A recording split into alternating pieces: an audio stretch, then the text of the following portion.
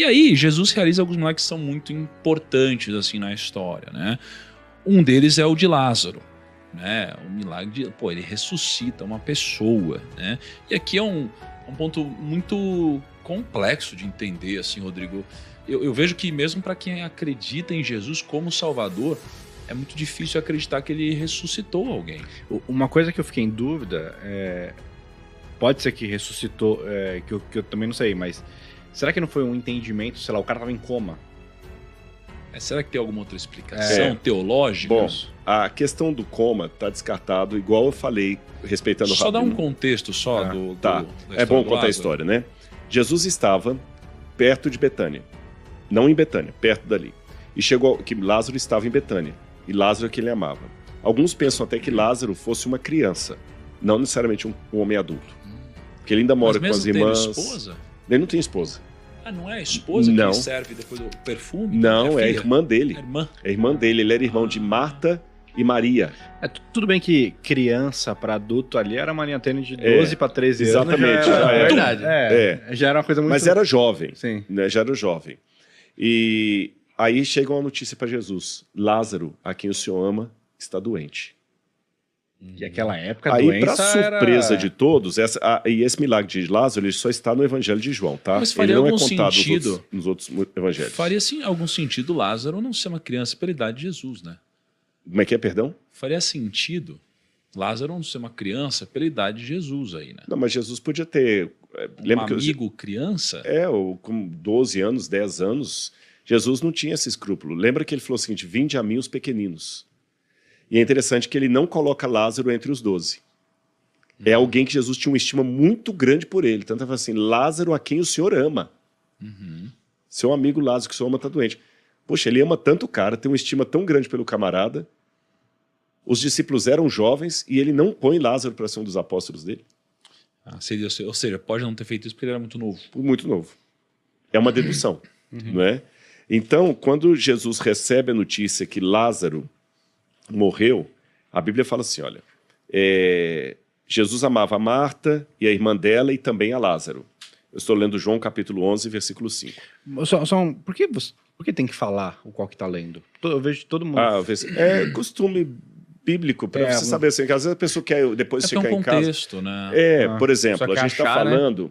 Pessoal, eu quero ler depois esse contexto todo na Bíblia. Entendi. Vai ficar mais fácil, você está entendendo? Entendi. Ver que a gente não está inventando. Então aqui, ao receber essa notícia, verso 4, Jesus disse, essa doença não é para a morte, mas para a glória de Deus, a fim de que o Filho de Deus seja glorificado. Aí beleza, tudo bem? Aí fala o seguinte, olha, quando soube que Lázaro estava doente, ainda demorou 2 dias onde estava. Poxa, vem cá, peraí. Rodrigo, corre lá agora, porque você tem o poder da cura, você é médico, tá certo? E o Kaique está doente e você precisa levar esse soro fisiológico para ele agora lá. Esse soro, não fisiológico, esse soro, para curá-lo. Aí tá bom. Eu vou primeiro tomar café aqui, tomar um banho, ler o jornal, depois eu vou lá. Parece descaso. Sim. E o pior, Lázaro morreu. Quando Jesus chega lá no local, já tinha 4 dias que Lázaro já havia morrido. Nossa, devia estar mosca. Ele já estava no túmulo. Lá no museu a gente fez uma réplica de um túmulo como era na época de Jesus. Não sei se vocês chegaram aí lá, você saiu, que estava um som muito quente. Mas eu vi lá, era um túmulo com a rocha. Mas a gente visitou. É uma pedra. Uma pedra redonda. Né? Isso. Aquele túmulo ali, você tem que ir lá também. Aquele túmulo ali era como eram os túmulos da época de Jesus. O túmulo de Lázaro era daquele jeito. Lázaro estava dentro daquela... Mas era um túmulo chique, a gente também foi em Israel, né? Tipo, que era um... O túmulo de Jesus lá, que é do José de Arimateia, é chique. Aquele. Mas aquele túmulo também era chique, aquele do museu. O que dava... Porque quem era pobre não tinha condição de fazer um túmulo daquele. Na rocha, você entendeu? E rodava a pedra, ele estava lá dentro, pedra, fedindo. Você foi muito gentil, né? É um muro. Um muro mesmo, aquela pedra redonda, né, grande e tal. Alguns eram quadrados. E Lázaro já estava morto. Todo mundo chorando. E é interessante que quando Jesus chega ali, é a única vez na Bíblia que fala que Jesus chorou. Jesus chorou. Mas por que ele chorou se ele sabia que ia ressuscitar Lázaro? Ele sentiu a dor. E não só chorou. A Bíblia fala que quando Jesus chegou ali, aqui olha, capítulo 11 de João, versículo 28. Depois de dizer isso, Maria foi chamar Marta, não é isso? Ele disse em particular, o mestre está chamando você. Aí a Marta vai lá, Jesus veio e tudo mais e tal. Aí, quando ela chega, Maria, perto de Jesus, ela lançou-se aos pés dele, dizendo, Senhor, se o Senhor estivesse aqui, meu irmão não teria morrido. Aí no verso 28, fala assim, Jesus chorou. Então os judeus disseram, vejam como ele amava Lázaro. Mas alguns disseram, será que este que abriu o olho dos cegos não pode fazer com que Lázaro não morresse? Poxa vida, sacanagem, né? O Tiago ganhou tanto dinheiro, não pode agora ajudar o primo dele lá que tá para perder a casa? É isso aí. Mas agitando-se novamente em si mesmo, essa expressão aramaica é muito... Agitando-se em si mesmo, Jesus ficou... É uma coisa assim, Jesus está irado com o mal nesse mundo, ele não quer. Aí Jesus pega e fala assim, tirem a pedra. E quem já foi lá no NASP, que não foi teu convite para um dia aí, você vê o que significa tire a pedra, porque rola aquela pedra, Sim. E o pessoal, não vamos fazer isso, porque está fedendo lá dentro. Tira a pedra. E quando eles tiram a pedra, Jesus fala, usando um pleonasmo, Lázaro, sai para fora. Na língua portuguesa, o pleonasmo é vício de linguagem, descer para cima, subir para baixo. Descer para baixo, subir para cima, sair para fora, entrar para dentro. Mas no hebraico, é uma enfática de falar. Olhos que veem, ouvidos que ouvem. Enfatizar, né? Enfatizar. É solene. Lázaro, sai para fora. Até tem um autor medieval, muito interessante, é uma alegoria isso, mas eu achei bacana, um autor medieval que falava o seguinte, que Jesus teve que falar baixinho, porque se ele gritasse muito alto, todos os mortos ressuscitariam, tão forte que era o poder dele. E Lázaro vem, atado, eles embrulham Lázaro. E foi formidável aquele milagre. Agora, Jesus podia fazer aquilo, eu não tenho nenhuma prova arqueológica que isso aconteceu. Quando eu falei que eu tinha provas da existência de Jesus, eu não tenho provas de cada versículo da Bíblia. Porque a arqueologia trata com fragmentos de história, retalhos de história. Não é só arqueologia bíblica, não, qualquer arqueologia. Eu tenho fragmentos. As pessoas sabem que dinossauros existiram porque tem ossos. Exatamente, ossos, mas ninguém tem uma fotografia Ninguém sabe se tinha pelo, se não tinha pelo. Exatamente. Agora, como é que eu sei que aquilo pode ter acontecido? Bom, se o Tiago chegar agora e falar o seguinte, que engraçado, você está falando de um Porsche, eu vou comprar um Porsche amanhã. Eu vou sair daqui acreditando. Por quê?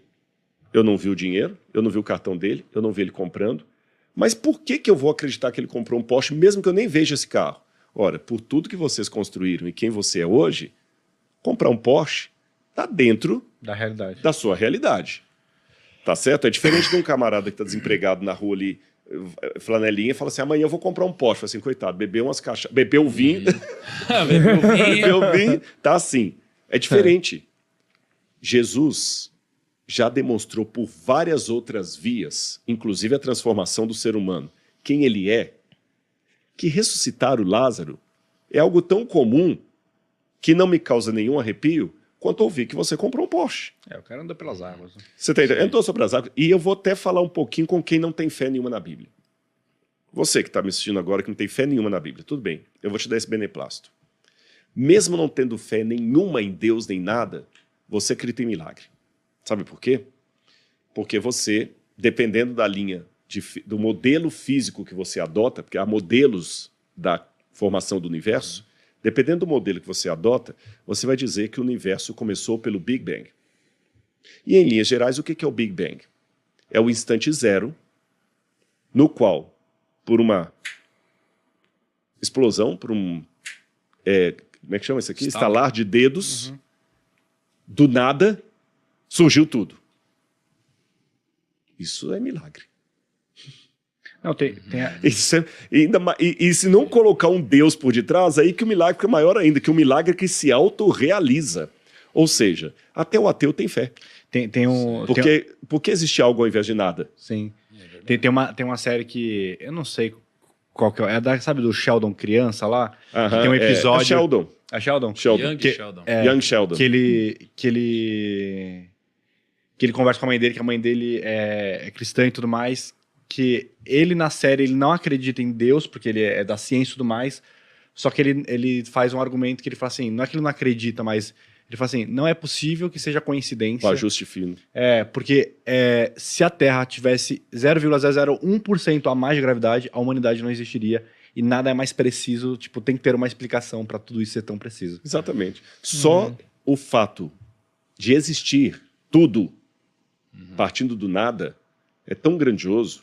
Acho que você falou isso no podcast, né? Nada gera nada. Exatamente, Parmênides falava, né? Porque existe algo, ex nihilo nihil fit, do nada se faz. Ou seja, para quem construiu o PrimoCast, comprar um Porsche.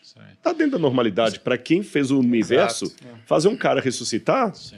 Não, eu tô com uma dúvida aqui, porque assim, eu não sei se foi falado isso e eu acabei me perdendo aqui, mas... Você vai ser de Lázaro ou não? Não, vou... Não, deixa só antes, então assim. Agora eu fiquei com medo. Assim, ó, Ele me coagiu. Antes de você sair de Lázaro. Qual que é o ponto? Para mim, é difícil isso. É difícil. E, aliás, acho que uma coisa importante é o cristão saber que, cara, você não precisa se enganar. Você não precisa se enganar. Na verdade, a crítica... Questione. A crítica e o questionamento te fazem se aproximar de Deus. Uhum. Né? E não, tipo, mas você acredita que Lázaro ressuscitou? Aí você fala assim, acredito, mas você não acredita. Pô, você está sendo mentiroso se você não acreditar. Né? Eu prefiro dizer que eu tenho dificuldade para acreditar. Eu não duvido do que está escrito na Bíblia, claro que não. Mas é difícil para mim compreender que um ser humano ressuscitou, que não seja Jesus ali, né? Eu não duvido que Jesus poderia fazer isso. Pelo contrário, ele poderia fazer muito mais do que isso. Ele fez, ele faz, ele vai fazer. Então eu não tenho dúvida que ele poderia. Agora ele fez? Bom, está escrito na Bíblia, eu não posso discordar disso, mas existe um conflito na minha cabeça, é muito difícil mesmo eu acreditar nisso. Isso é um processo para mim. Mas eu entendo que a dúvida e o questionamento foram o que me fizeram chegar a Deus, de alguma forma. E a gente vai morrer sem todas as respostas, eu acredito, né? Então, acho que para quem está ouvindo a gente, se questione, não se engane. E isso aqui vai te fazer encontrar as respostas. E talvez fortalecer a sua fé em muitos momentos, através das discussões de mente aberta. Agora, duas coisas só dentro de Lázaro que eu acho que são importantes, né? E assumindo que de fato isso acontece, isso aconteceu. Veja como Deus trabalha, né? Lembra que a gente falou lá antes sobre a profecia? Que se Deus não deixasse Lázaro morrer, se simplesmente Deus falasse assim, não, Lázaro não morre. E ele não morre. Cara, essa história não ia estar aqui agora. Onde que Deus agiu? Não teve milagre. E o que você falou, Deus, pô, eu posso curar, é uma pessoa que eu amo. Pô, ao invés de ele correndo lá, ele falou, não, calma, precisa acontecer algo.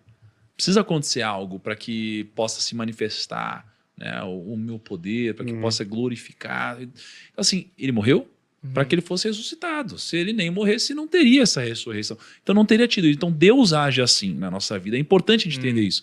Às vezes Deus permite que algumas coisas aconteçam porque ele precisa que a gente presencie esse momento, né? Seja lá qual for o motivo, se for para a gente crer, se for para de alguma forma isso daqui ser passado adiante, tem vários motivos e que muitas vezes a gente não vai compreender. E a segunda coisa, só uma curiosidade, o menor versículo da Bíblia, sabe qual é? Não. Jesus chorou. Esse é o menor versículo da Bíblia. E tá na música dos Racionais também. Tá nos Racionais, É o menor versículo do Novo Testamento. Do Tem um Novo menor Testamento. no Antigo. Jó disse. Jó disse. Mas do Novo Testamento é isso. Agora, olha que interessante, antes de dar a palavra para ele aqui, eu vou refletir um pouquinho no que você falou das dúvidas. Será que esse Jesus chorou não é para... A ênfase nesse... É para tipo, mostrar a fragilidade do homem... Jesus? Eu não chamaria fragilidade, eu chamaria sensibilidade. Pode ser. Mas Deus se Jesus sabia o que aconteceria, será que o choro dele não seria de alegria? Não, aquilo... De ver o que aconteceria? Não, porque fala que ele agitando-se no seu espírito. Ele estava desconfortável, ele estava desconfortável com a situação. Uma reflexão. Pegou ele. Pensa só, a Maíra liga agora pra você e fala assim, Lupita morreu. Você sabe que a Lupita morreu. Você chega em casa e vê a Lupita morta. Não vai te dar um baque maior? Se eu não pudesse... cachorro, entendeu? Tá, a Lupita é o cachorro, tá, gente? Se eu não pudesse prever o que vai acontecer, é claro. Não. Ela te liga e fala assim, ela morreu, tá morta. Você já tem o conhecimento Você já que ela sabe morreu. que ela morreu, mas você chega lá e você vê a Lupita estirada no chora chão de novo. morta. Depende. A minha primeira resposta seria sim. A segunda é, se eu pudesse visualizar a sua afeição quando você visse ela sendo ressuscitada, né? E eu pudesse ver nos seus olhos como você ficaria, como você enxergaria isso, o amor que você sentiria, a gratidão, o milagre, você vendo Deus sendo manifestado na sua vida, talvez eu choraria de tanta emoção ao ver como você ficaria. Mas tem um choro de tristeza também. Sabe qual? Eu vou apelar para a paternidade. Tô tão paterno hoje, né? Tá chegando aí. Tá chegando aí. Tá chegando aí. Tá. Espere aí. Tá mesmo. Tá chegando aí, hein, Lauro? Olha bem, se você tá no médico, e vamos supor que você é médico, você conhece bem de medicina, e a sua filhinha deslocou o ombro, e você sabe Que vai ficar tudo bem. que vai ficar tudo bem. Mas você sabe que para ficar tudo bem, o médico vai ter que primeiro dar aquele tranco que ela vai sentir uma dor horrível. É difícil, mano. Você vai chorar junto com ela. E Sim. não é choro de eu alegria, acredito não é nisso. choro para saber que depois vai ficar tudo bem. Não, você está chorando porque, mesmo sabendo que tudo vai ficar bem, você está chorando por ver a dor dela. É verdade, é verdade. Se você pudesse ter a dor no lugar dela, você teria. É, porque imagina, você vê uma pessoa A família sendo inteira em abusada volta, na sua frente. É. Não tem como você ficar feliz pelo que vai acontecer depois. Exatamente. Não tem como. Agora, a questão da pessoa, eu só queria fazer uma reflexão aqui. Talvez vocês já ouviram essa pergunta, essa charada. Por que kamikaze usa capacete? E aparentemente não tem nada a ver com o Lázaro que eu estou dizendo, mas vai ter. Por que kamikaze usa capacete? Nossa, pior que eu já ouvi essa pergunta. Era pra não perder a consciência, sei lá, tô inventando aqui, hein? Porque ele é kamikaze, né? Ele Isso aí. vai morrer. Pra que usar É tipo capacete? botar o cinto no avião. Exatamente. Tipo botar o cinto no avião. Pra que kamikaze É verdade. tem que botar Putz. capacete? Quando mostra ali no avião, né? Quando o avião cair no mar, olha que você pode descer pelo escorregador e falar, Sabe gente, não vai sobrar nada. Sabe por que kamikaze? Exatamente. A Exatamente. poltrona, volta pro lugar. Volta pro lugar. No caso do cinto, eu não sei. Mas o kamikaze usa capacete não é para proteger a cabeça dele na queda. É para comunicar com a base. O capacete tem a mesma função desse fone de ouvido. Óbvio. É óbvio, é claro. O capacete do kamikaze é só para ele comunicar com a base. Só isso. Puramente. Nós somos todos iludidos, achando que tinha alguma coisa de proteção na cabeça igual motociclista. Não é. Mas, se eu não desse essa resposta, vocês vão ficar com essa dúvida por muito tempo. Qual a resposta? A do capacete. A do capacete. E talvez iam até questionar. Olha, eu acho que o kamikaze não usa capacete. Não faz sentido. Acho que isso é um mito. Será que não foi uma coisa que os historiadores... Será que o capacete não é um Quem símbolo? disse que ele usava capacete? Quem disse que usava? Será que não é um símbolo? Não, mas tem a fotografia. Será que não foi montado? Porque não faz sentido, tá fora da lógica. Mas depois que você descobre o motivo, Fica claro. aquilo fica que óbvio, no né? início não faz sentido nenhum fica claro. Algumas charadas da vida, Deus respondeu. E elas ficam claras. Outras ele não respondeu. Aí nós temos que aceitar pela fé que tem uma razão para ele estar usando o capacete, mesmo que eu não saiba qual é. Sim. Eu fiquei com uma questão assim, é que eu acho que o Primo explicou um pouco assim, que eu acho que é para que tenham lições extraídas disso, né? Mas me parece, eu tô pensando aqui feito um soldado romano, vendo toda essa festa ali, o soldado romano assim, né, lá, ele falando assim, meu, o que esse cara tá fazendo? Não é meio exibidão, velho, isso que ele tá fazendo? Chega lá e vinho, levanta, enxerga. Não é meio exibidão, assim, não é muito... Fora da realidade, não. Não, assim, ele não tá meio soberbo. Seria se Jesus fosse como alguns pregadores mercantilistas que tem hoje, Aham. que faz todo aquele show que o cara vai pregar, já bota a foto dele de todo tamanho lá na frente. Você entendeu? Vem aqui, eu vou acontecer, que tem muitos, infelizmente, assim. Aí seria exibidor. Mas se ele age como Madre Teresa de Calcutá, no meio de um monte de menino catarrento lá, ajudando a limpar a fralda de um recém-nascido, lá na Índia, não é exibicionismo, é amor. Então você colocou um ponto real. Tem duas maneiras de eu mostrar a caridade e o bem. Eu posso mostrar como um pregador exibicionista, ou eu posso mostrar como Madre Teresa de Calcutá. Não, eu digo até pela própria segurança dele também, pela uma ótica de se exibir como, pô, eu sou bonzão, tô mostrando aqui cada vez mais que eu sou bonzão, e numa questão de, tipo assim, pô, tô chamando muito a atenção, daqui a pouco mas os caras vão vir aqui e me cobrar disso. Mas ele Foda. teve situação de segurança. Eu não sei se eu posso responder isso agora, porque vai pular um pouquinho lá no final, mas só para não ficar no ar a resposta dele, no final do ministério de Jesus, ele já evitava andar em lugares públicos em Jerusalém. Sim. Ele andava com os discípulos. Pedro chegou a ficar com uma faca Sim, que até vai usar orelha, depois para cortar a orelha do cara quando eles vão prender Jesus. Mas, Tem uma hora que Jesus fala com eles assim, Senhor, vamos para tal lugar, tá perigoso lá, Senhor. Aí eles mostraram Jesus, essa passagem até é complicada. O que vocês têm? Nós temos 2 espadas. Tá bem, basta, pode guardar. Vai guardar no sentido de, não usa não, vamos armados. Sim. Vamos armados. E então, assim, Jesus também teve os riscos dele. Tanto é que ele estava evitando ir a Jerusalém. A última vez que ele vai para Jerusalém, respondendo isso, eu acabo pulando demais a história. É uma vez que ele vai contrariando o bom senso, que ele tinha que evitar Jerusalém, porque lá estava o foco dos que queriam acabar com ele. Entendi. E aí Jesus, ele continua fazendo vários milagres. Então tem Lázaro, que ressuscita.